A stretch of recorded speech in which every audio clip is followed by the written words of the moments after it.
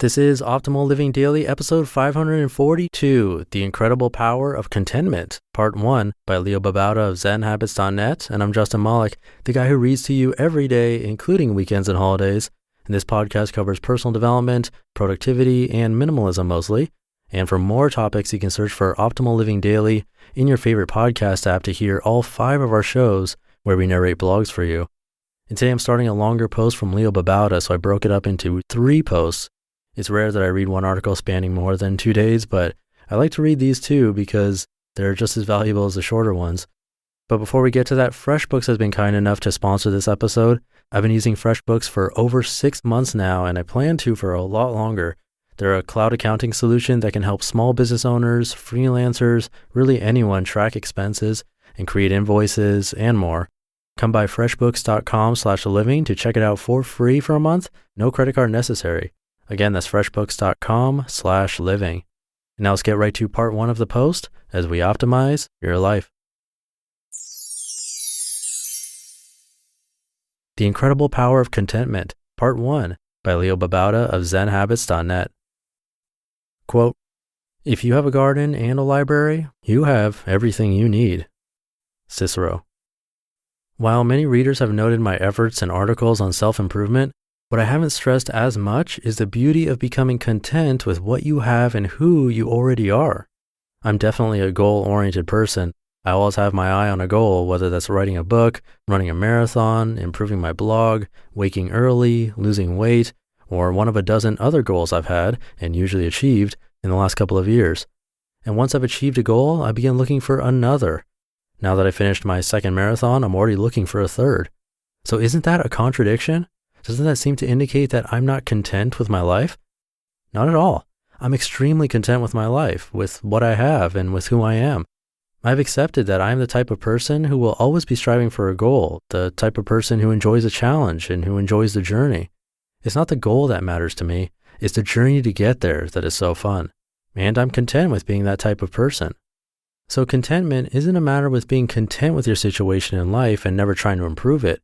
It's a matter of being content with what you have, but realizing that as humans, we will always try to improve, no matter how happy we are. If we don't, we have given up on life. Today, I'd like to discuss contentment and the amazing things it can do in all aspects of our lives. And then we'll look at a few tips for getting to contentment. Quote, "Happiness is self-contentedness." Aristotle. My life. I'm going to use my life as an example here only because I'm more intimately familiar with it than any other life. Looking back, I wasn't always content. There have been times in my life when I wasn't happy, when things seemed dismal, when I wish I had more. I wasn't content with the way things were, and now I know that my outlook on life was a major contributor to my unhappiness. We choose whether we are happy or unhappy. Listen to that sentence again if it's not already something you consciously practice in your daily life. If you're unhappy with your life right now, I will venture to guess that it's because you've chosen to be unhappy. That sounds harsh, but in my experience, it's completely true. Edit based on reader comments. I cannot speak to whether this concept of happiness applies to everyone, especially clinically depressed or those with similar disorders, people who are starving or homeless, people who have undergone massive tragedies or abuse, or others in such circumstances. However, for most readers, I believe the principles will apply. You might say, "But my life is, of course I'm going to be unhappy." And I hear you. I've had those times when my job wasn't going well, when my relationships weren't going well, when my finances were very bad, when I was overweight, when my life was a mess. But listen to this. I've had those conditions at several points in my life. And sometimes I was unhappy in those kinds of conditions. And others, I was happy and content. So I've come to the conclusion, and it's proven true time and again, that it's not the conditions that make me unhappy, but my choice of thoughts, of attitude, of behavior. What behaviors and thoughts and attitudes were different between my times of unhappiness and happiness? When I was unhappy, I focused on all the bad things in my life. Not only that, but I continually thought about how bad they were and would complain and would ask, why me? I would let myself sink into inaction and eventually depression. I'd be grumpy and cause those around me to be unhappy. That in turn only made the situation worse. It certainly didn't help my job. Let's look at the times of happiness in contrast. I focused instead on the good things in my life, because while I had problems at my job and with my relationships and with my finances and health and all that, there were still good things. At least I had a job. At least I had someone who loved me. At least I wasn't sick. At least I wasn't bankrupt and homeless. I counted instead my blessings.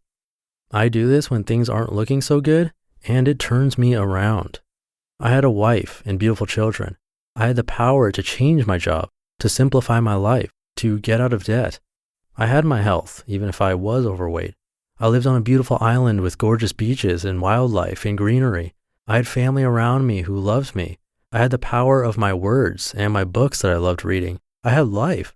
And this outlook on life helped me to be happier. It improved my relationship because I tried to appreciate my wife. It improved everything around me, in short. And we'll take a closer look at those things next. I was happy despite my conditions because I chose to be happy. I found contentment in what I already had instead of wishing I had something else, instead of being discontented with what I had. Contentment not only made me happy, but it transformed my life in many ways. Hear how in tomorrow's episode. You just listened to part 1 of the post titled The Incredible Power of Contentment by Leo Babauta of Zen Habits.net. And these 3 parts, so today and tomorrow and the next day, will be kind of shorter than normal.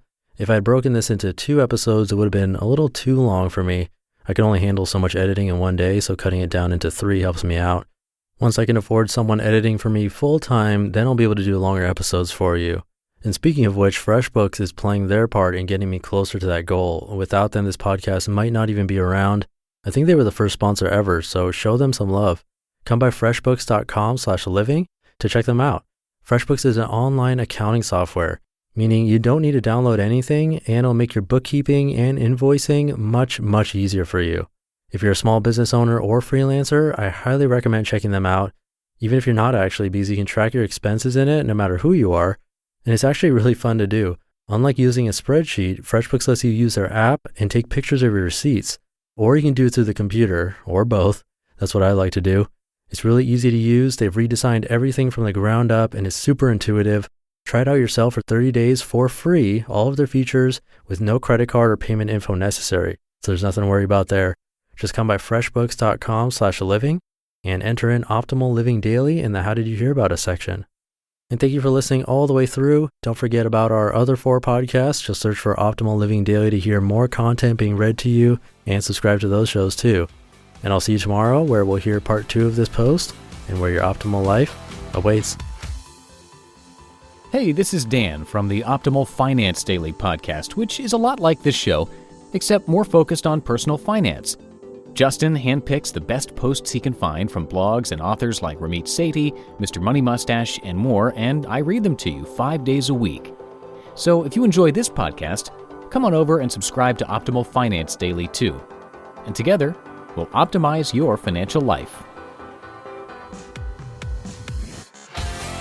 You've been listening to Optimal Living Daily. Be sure to hit the subscribe button to stay up to date on each new episode and head to oldpodcast.com. That's OLDpodcast.com for a free gift as well as more actionable tips and resources to help you maximize your potential.